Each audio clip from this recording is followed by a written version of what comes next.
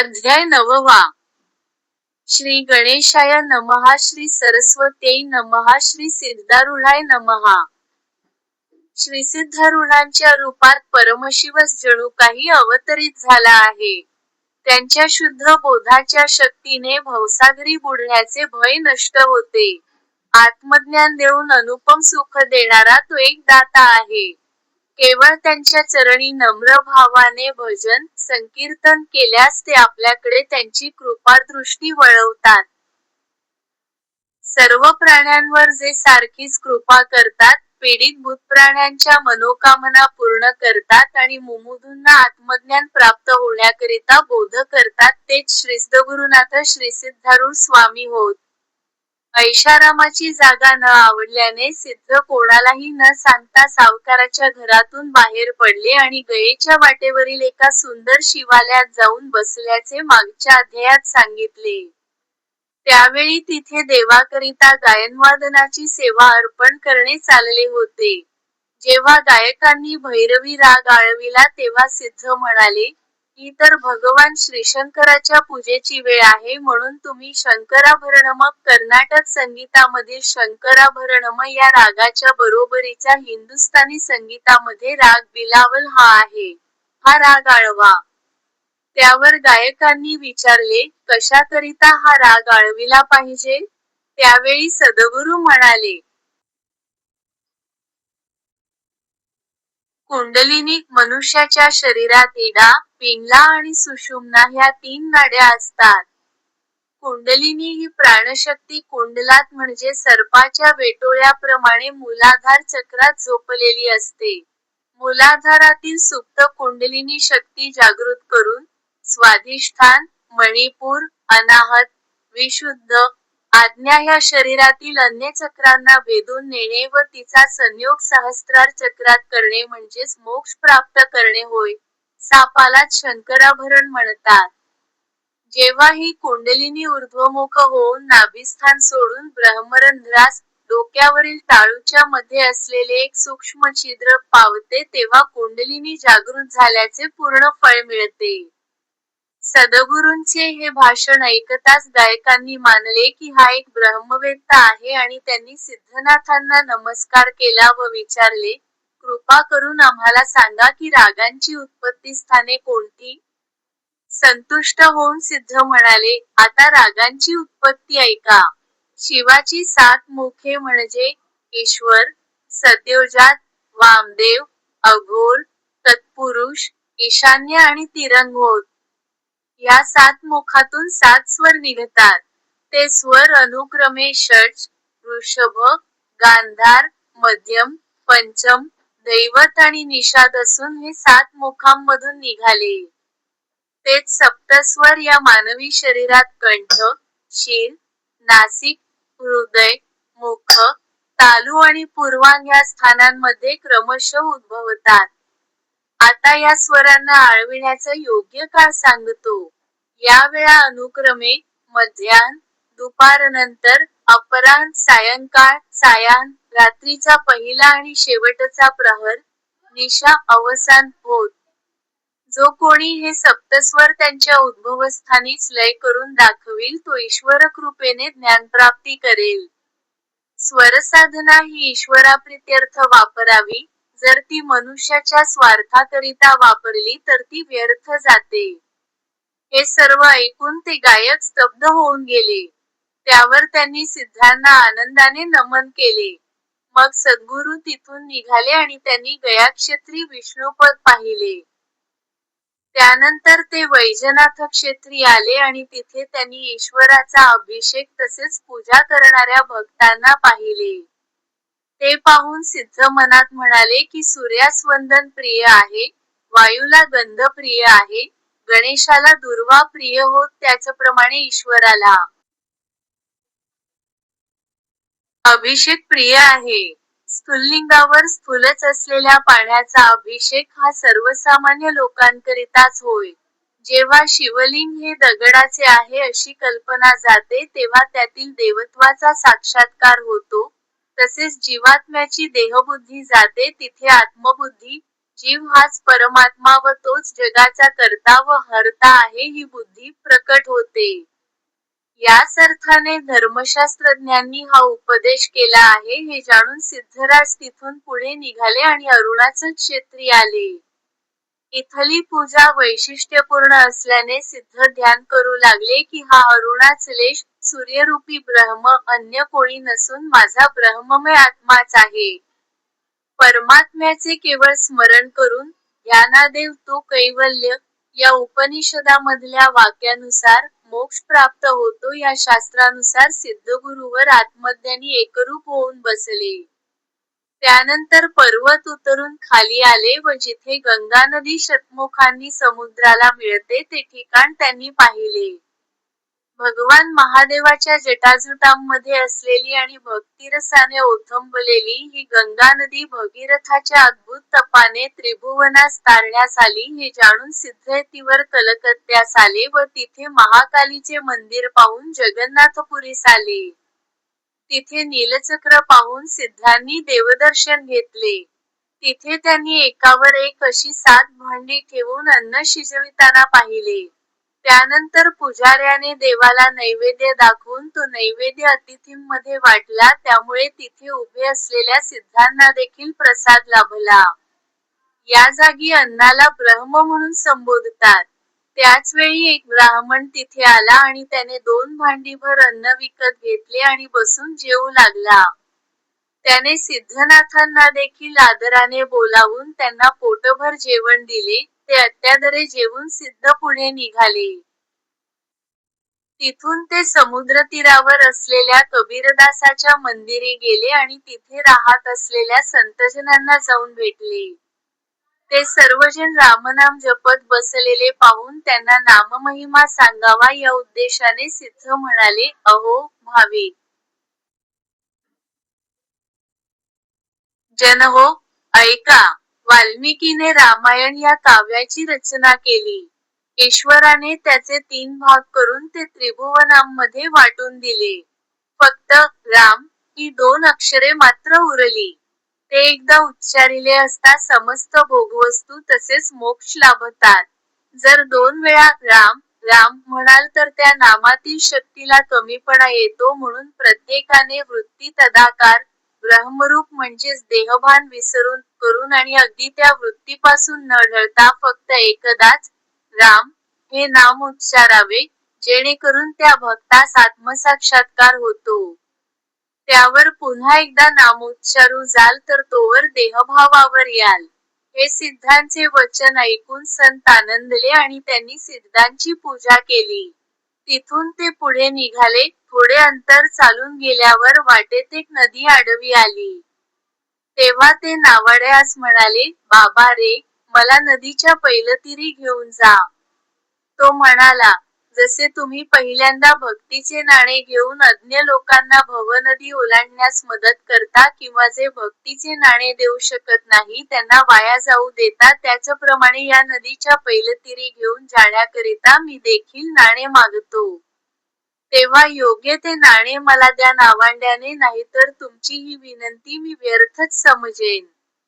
सिद्ध म्हणाले, ऐक रे चतुर नावाड्या, जे उपाधींचा काम, क्रोध, लोभ, ममता इत्यादी भानगडी, भारा फेकून माझ्याकडे येतात त्यांच्याकडून मी काहीही न घेता त्यांना भवपार करवितो. माझ्याकडे कोणतीही उपाधी नाही, फक्त ही एक लंगोटी जी तुला दिसत आहे तीसुद्धा टाकून देतो. तेव्हा आता तू मला नदीपार घेऊन जा. त्यावर लज्जित होऊन नावाडी म्हणाला, ठीक आहे तर, तुमच्याकडून मी काही पैसे घेत नाही. त्यावर आनंदाने नावाडी सिद्धांना नदीच्या पैलतीरी घेऊन गेला. इतर दिवसांपेक्षा त्यादिवशी त्याला चौपट लाभ झाला. त्यावर तो मनात म्हणाला की निश्चितच या महात्म्याच्या सद्गुणांमुळे आज मला लाभ झालेला आहे. मग नावाड्याने सिद्धांना एक मोठे वस्त्र भेट म्हणून दिले. परंतु त्यांनी फक्त त्यातून एका लंगोटीपुरतेच कापड काढून घेतले. त्या महात्म्याचे ते खडतर वैराग्य पाहून सर्वांना आश्चर्य वाटले. त्यानंतर जिथे दारिद्र्य जास्ती आहे अशा ओरिसा प्रांतात सिद्ध प्रवेश करीते झाले. गरिबीमुळे मनाची विशेषतः जास्तीच चलबिचल होत असल्या कारणाने लोकांची बुद्धी भ्रष्ट होते व अशा वेळी ते दरवाजात आलेल्या अतिथीला चोर समजून हाकलून देतात. हे सर्व जाणून घेऊन सिद्धांनी गावात प्रवेश न करता ते अरण्यमार्गे जाऊ लागले. वाटेत कधी कोणी अचानक भेटलेल्या वाटसरूने जर थोडेफार अन्न दिले तर तेवढेच स्वीकारून ते पुढे जात. एरवी अन्नपाण्यावाचून त्यांनी कित्येक दिवस घालवले. रात्रीच्या वेळी कडाक्याच्या थंडीला तोंड देण्याकरिता ते स्वतःची सोशिकताच आच्छादून घेत. पुढे जाताना त्यांना एक बैरागी भेटला आणि सिद्धांना पाहून म्हणाला, पुढे छत्तीसगडाला जेव्हा तुम्ही जाल तेव्हा तुम्हाला वानरांचा खूप त्रास होईल. अवधूतांनी त्याला उत्तर दिले, नाशवंत असणाऱ्या या शरीराची खंत मनात बाळगून काय उपयोग? असे आपण कुठवर हे शरीर तगवून ठेवावे? या नाशवंत शरीरातील निश्चितपणे निवास करणाऱ्या अविनाशी आत्म्याला जो योग्य प्रकारे जाणतो त्याची सर्व दुःखे नष्ट होतात. मनाच्या आरशापुढे जेव्हा आपण देह धरतो तेव्हा त्याचा नाश होण्याच्या कल्पनेने सुद्धा मनुष्य भयभीत होतो. परंतु त्याच मनाच्या आरशापुढे जेव्हा आत्मा असतो तेव्हा फक्त निर्भयताच काय ती प्रतिबिंबित होते. ज्ञानी मनुष्य सदैव अंतर्मुख असतो कारण त्याचे सर्व लक्ष आत्म्यावर केंद्रित असते. परिणामी अशा मनुष्याला प्रतिक्षण आत्म्याचा अनुभव येत असल्या कारणाने त्याला जिथे यमाचीही भीती वाटत नाही तिथे वानरांची भीती ती काय वाटणार? सिद्धनाथ पुढे गेल्यावर त्यांना असंख्य वानरे दिसली. सिद्धांना पाहताक्षणीच ती वानरे झाडावरून उड्या मारून धावत त्यांच्यापाशी आली. जेव्हा सिद्धांजवळ खाण्याजोगे कोणतेच पदार्थ न सापडल्याने ती वानरे परत निघून गेली. त्यावर सिद्धांनी सिंहाचल पाहून त्यानंतर नरसिंह मंदिर पाहिले. तिथे देवाची पूजा करणाऱ्यांना मूर्तीला गंध लावताना पाहून ते मनात म्हणाले की ज्याच्या मनात सद्वासना आहे तसे मन देवाला प्रत्यक्ष पाहू शकते. ज्या मनामध्ये वाईट वासना असतात अशा व्यक्तीला देव अगोचर आहे हे कळावे म्हणून अशा प्रकारे शास्त्रकारांनी ही गंध अर्पिण्याची रीत केली आहे. अशा प्रकारे सिद्ध चिंतन करीत होते. त्यानंतर ते देवळाबाहेर येऊन गोमुखतीर्थाजवळ क्षणभर बसले होते तोच त्यांनी कोलाहल ऐकला. अनेक लोक गडबड करीत असलेले पाहून त्यांच्यापैकी एकाला त्यांनी विचारले, का रे बाबा, इतकी माणसे कोणते कौतुक पाहण्याकरिता इथे जमली आहेत? तो म्हणाला, अहो, कित्येक वर्षांपासून महारोगाने त्रासलेला एक मारवाडी गृहस्थ रोग बरा होण्याचा कोणताही उपाय न मिळाल्याने आत्महत्या करण्याकरिता इथे आलेला आहे.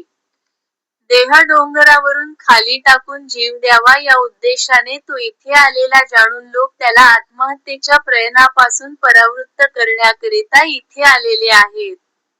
त्यावेळी दयाळू सिद्ध म्हणाले, काहीतरी करून त्याला इकडे घेऊन ये, म्हणजे मी त्याची भ्रांत दूर करीन. लोक त्याला ताबडतोब त्यांच्याकडे घेऊन आले. मारवाड्याला पाहून सिद्ध म्हणाले, अरे वेड्या, हे गोमुखतीर्थ अतिपवित्र असल्याचे तुला माहिती नाही असे वाटते. या तीर्थात स्नान केले असता सर्व पीडा नाहीशा होतात. असे म्हणून त्यांनी त्याचा हात धरून त्याला गोमुख तीर्थात बसविले आणि स्वतःच्या हातांनी त्याच्या अंगावर तीर्थातील पाणी टाकू लागले. सिद्धांनी नरसिंह म्हणताक्षणीच त्याच्या हृदयात असीम शांतता पसरली. त्यावर त्यानेही तेच नाम घेता त्याला खूप सुख वाटू लागले. क्षणार्धात त्याचा रोग पूर्णपणे नष्ट झाला. ते पाहून तो म्हणाला, हा नक्कीच नरसिंह असून माझा उद्धार करण्याकरिता इथे साधुवेशात आला आहे. त्यानंतर मारवाड्याने सिद्धांना हात धरून स्वतःच्या घरी नेले आणि आसन देऊन प्रेमाने त्यांची षोडशोपचारे पूजा केली. त्यावर त्याने दोन्ही हात जोडून नम्रपणे प्रार्थना केली, हे प्रभो, तुमच्या चरणी मी माझे घरदार, धनसंपत्ती, प्रपंच आणि माझे शरीर सर्वस्वी अर्पण केले आहे. मला तुमचे अविरत स्मरण असावे हा आशीर्वाद द्यावा नाहीतर माझा बरा झालेला रोग पुन्हा परतून येईल. हे ऐकून सिद्धयतिवर्य म्हणाले, जे काम मी सांगेन ते तू आता करावे. तू तुझ्या घरी निर्भयपणे राहा. तुझ्या धनसंपत्तीचे 2 समान भाग कर. त्यातील एक भाग गोरगरिबांना वाटून दे, दुसरा भाग तू तुझ्या मुलांकरिता ठेव. तुझे घर आणि धन हे माझे आहे असे समजून त्याप्रमाणे वाग आणि सदैव तुझे मन भगवान श्रीशंकराच्या पायी ठेव. हे ऐकून मारवाड्याने सिद्धांचे वचन सन्मानपूर्वक स्वीकारले. त्यानंतर यतिराज तिथून निघून विजयनगर दुर्गास आले. तिथे प्रतापसिंहाची गादी पाहून समुद्र गावातील बागेत जाऊन ते बसले असता तिथे काही बैरागी त्यांना मिळालेली भिक्षा घेऊन आले. त्यावर पंचपक्वान्नाचे जेवण तयार करून ते जेवायला बसले तोच त्यांनी सिद्ध अवधूतांना पाहून त्यांना जेवायला बोलावले. सद्गुरू सिद्धनाथ जाऊन भोजनाला बसले. त्यावेळी त्यांनी बैराग्यांना विचारले, जे अन्न पोटात गेले त्याचे पुढे प्राणमार्गाने काय होते? ते म्हणाले, अन्नाचे वात, पित्त आणि कफ या मूलतत्वांमध्ये रूपांतर होते पण त्यानंतर काय होते हे काही आम्हाला माहिती नाही. तेव्हा सिद्धराज म्हणाले, वेद असे सांगतात, अन्नमय ही सौम्य मन. या वेदातील वाक्यानुसार पोटातील अन्नाचे पुरिष्ठ, स्थविष्ठ आणि अनिष्ठ असे 3 भागात रूपांतर होते. पहिला भाग गुदद्वाराबाहेर जातो, दुसरा भाग मूलतत्वांना स्थापित करतो आणि तिसऱ्याचे रूपांतर मनातील शांतीमध्ये होते, जी साधकाला उपयोगी पडते. ही शांती आत्म्यास अनुकूल असल्याकारणाने ती व्यक्ती स्वतः ब्रह्मरूप आनंद उपभोगते. साधकाने अशा प्रकारे ध्यान केले असता अन्न देणाऱ्याचा उद्धार होतो. हे सर्व जाणून न घेता जे जेवण करतात ते स्वतः तर भ्रष्ट होतातच परंतु त्यांच्यासोबत अन्नदाता देखील अधोगतीला जातो. हे सर्व ऐकून ते थक्कच झाले आणि नामस्मरण करीत जेवू लागले. जेवणानंतर ते सर्वजण एकत्र बसून आत्मचर्चा करू लागले. त्यानंतर अवधूत तिथून निघून रामदासांनी जीर्णोद्धार केलेली भद्राचलावरची मंदिरे पाहून मनात म्हणाले की परमात्म्याच्या मदतीने सत्पुरुष चमत्कार करतात. तिथून ते गोदावरी नदीच्या किनारी आले. रामदासांच्या ओट्यावर निर्विकारपणे ते बसले असता तिथे 5 ब्राह्मण आले आणि त्यांनी विचारले, तुम्ही कोणत्या प्रदेशातून आलात आणि तुमची परिस्थिती कशी आहे हे सांगा. सिद्ध म्हणाले, ज्या देशाला कोणत्याच मर्यादा नाहीत तो देश आणि स्थिती म्हणाल तर जिथे सर्वांचे स्थान आहे तेच आमचे स्थान व कोणतीच स्थिती नाही हीच आमची स्थिती. ब्राह्मण म्हणाले, हे कसे काय? त्यावर महाराज म्हणाले, शांत चित्ताने ऐका. देश, काल आणि स्थिती ह्यांच्या मर्यादांमध्ये न वसणाऱ्या आत्म्याला कोणता देश असल्याने काय फरक पडतो? सर्व विश्व हीच त्याची जागा आणि अनन्य हीच त्याची स्थिती. केवळ ज्याच्या शिरकाव्याने सर्व जन्म, मृत्यू घडतात त्याची स्थिती कोण सांगू शकेल?